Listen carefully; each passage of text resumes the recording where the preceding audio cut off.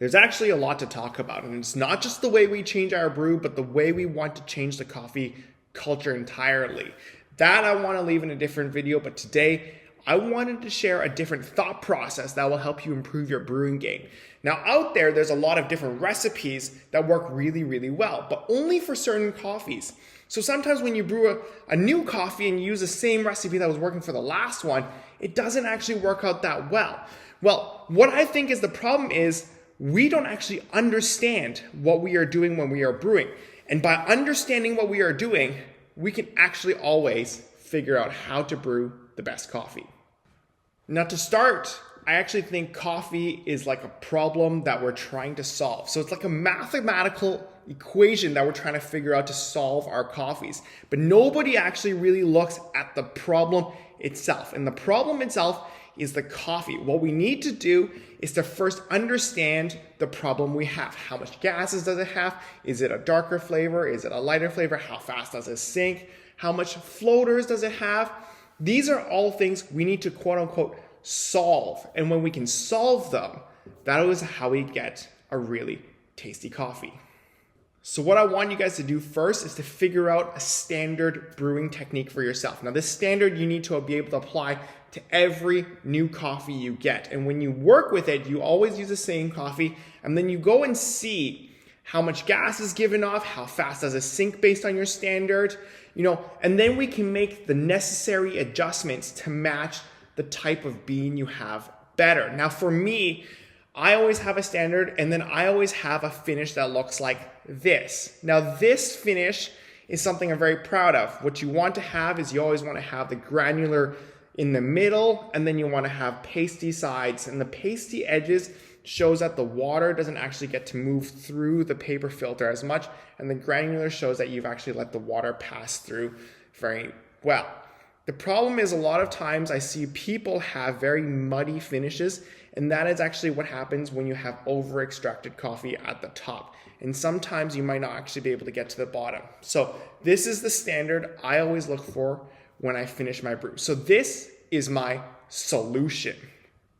So this is the solution for about 99% of my coffees. Now there are some variables you need to know how to adjust based on the conditions you have set for yourself. Like for example, if you want to work with 200 grams of water or 500 grams of water, I just want to be able to teach you how to solve your problem.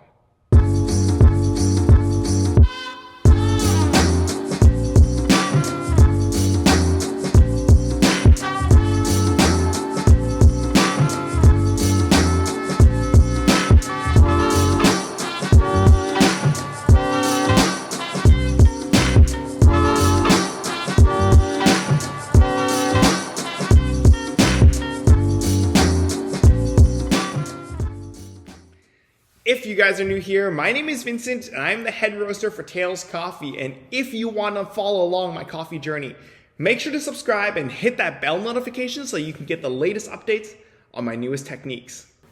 Okay, so my laptop's on the side just in case, I can't remember my script perfectly. But yeah, there are 7 main things that I think that affect the amount of agitation you require when you're brewing your coffee. First, we have the volume, we've got the water temperature, we've got the pouring height and speed, moving from the middle to the edge as you are brewing, and the number of circles you're making.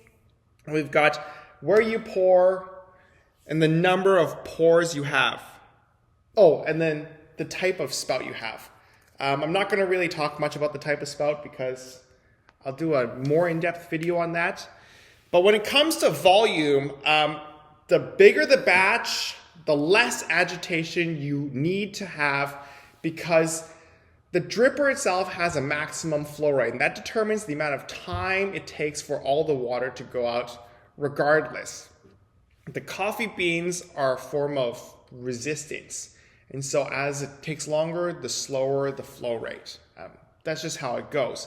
So because you're going to be brewing for a longer time, you want to be using a lower agitation method. Otherwise, you're going to have an over extraction in general. You should just let the time help you do the work. So the amount of volume makes a big difference. Next, we have the water temperature. And the higher the water temperature, the faster it will extract, and it will become muddy very, very early on. So make sure to balance your water temperature with the amount of movement you have with your grinds. Then you've got your pouring height and speed. As for the pouring height, if you're pouring from a higher point, sometimes if it's too slow, you can just get these like drippy droplets, and that becomes a lot of agitation, but only on the surface level. I personally like to pour pretty quickly, just as low and slow as as low as I can. When you're pouring lower, you're gonna have more gentle kind of damage dealt to the top layer and more agitation kind of done underneath in the lifted kind of voluminous area. And then where your speed comes in is to kind of balance it. Now, you always want to be hitting the darker floating grinds, so you need to change the speed as you are brewing. You can speed up when you know the floating grinds have kind of stopped surfacing. Then we've got the middle to the edge movement. The more times you move from the middle to the edge, or the more circles you make, the more agitation you're going to be causing. I like to just start with one movement from the middle to the edge, and then I do what's called the flush. The flush early on allows me to push all the floating grinds that are kind of like in that dome shape, so you can get it back into a flattened point. When it stays in the dome, it's kind of hard for the rest of it to kind of just flatten back down. So by doing the flush, I pull all the dome back in, and this allows for more flat and even extraction.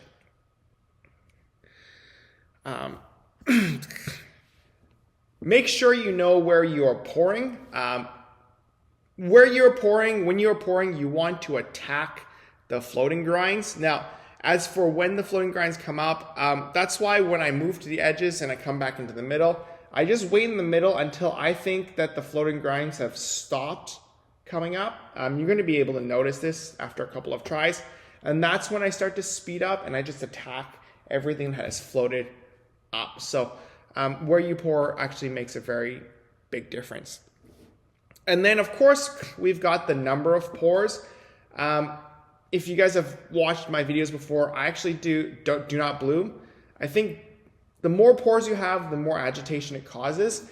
And it's not necessarily the best type of agitation. What happens is when you are pouring multiple times, the grinds tend to stick to each other, and they tend to just sink to the bottom. So early on, if you pour like 50 grams or 100 grams of water, you've got a pretty good extraction. You've kind of let the gases out. But if the coffees kind of sink to the bottom really quickly, the next pours don't lift them up high enough. And what happens is the water is always looking to extract right from the second it touches the grinds. Even if the top is already over extracted and there's not much flavor left for it to extract, the water will absorb some kind of particle from it.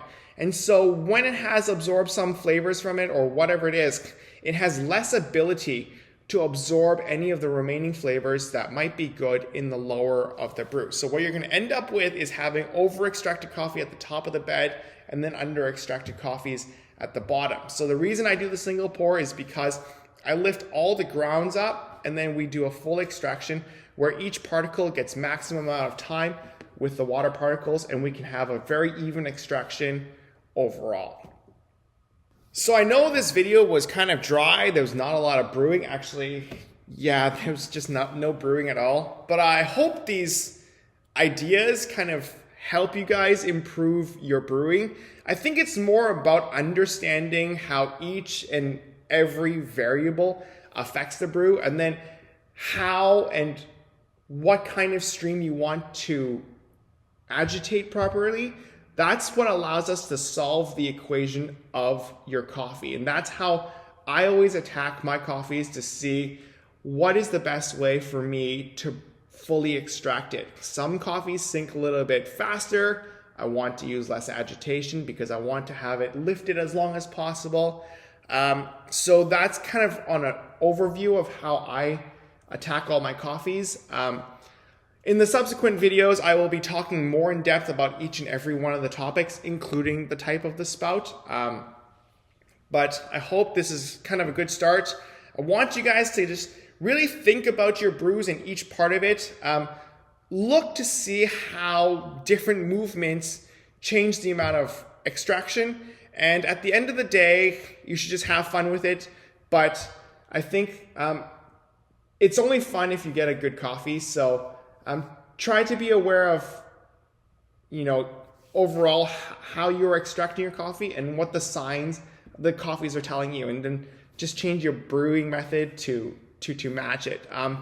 If you guys like this kind of content, please leave a thumbs up. I really appreciate all the support. So leave a comment if you guys have any questions. As for why I don't talk about the grind size, I actually think grind size should be a constant.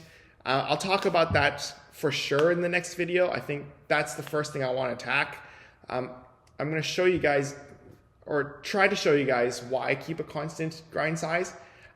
So thanks for watching as always. Catch you guys in the next one. Bye!